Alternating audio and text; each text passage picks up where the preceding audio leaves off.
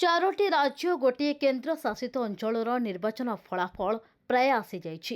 एथिरे प्रथम थर पई भाजपा पश्चिम बंग में क्षमता दखल करने को जाउछि। संख्या गरिष्ठता ठारू बहु आगरे भाजपा वर्तमान अछि।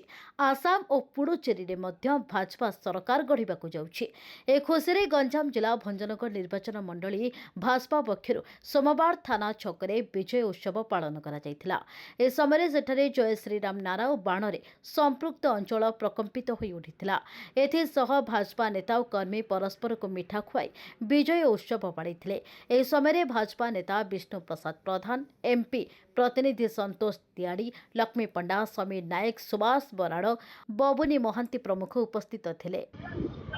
वेस्ट बंगाल रे पाखापाखी 200 सीट रे आमर आज विजय हला एवं भारत वर्ष चाहूला जे पश्चिम बंग रे किपरि दीदी की हटा जीवो, किंतु तार परिणति आज आपण माने पाइले एवं आज जो 5टी राज्य रे निर्वाचन फलाफल घोषणा होईची सेठारे पुडुचेरी रे आमर सरकार थिला, आज मध्य सरकार आसिला एवं आसाम रे मध्य तृतीय बार सरकार रे थिलु, वर्तमान तृतीय बार सरकार रे आसिलु एवं पश्चिम बंग रे मध्य विजय 200 पाखापाखी सीट रे विजय हला।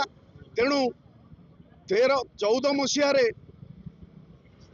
जेतले पश्चिम बंग रे मात्र 7-8% भोट थिला, आज ताहा 45% भोट रे परिणत होई पश्चिम बंग रे आमे सरकार गठन करिया पे जाउछु। भंजनगर संतोष कुमार जेना रिपोर्ट।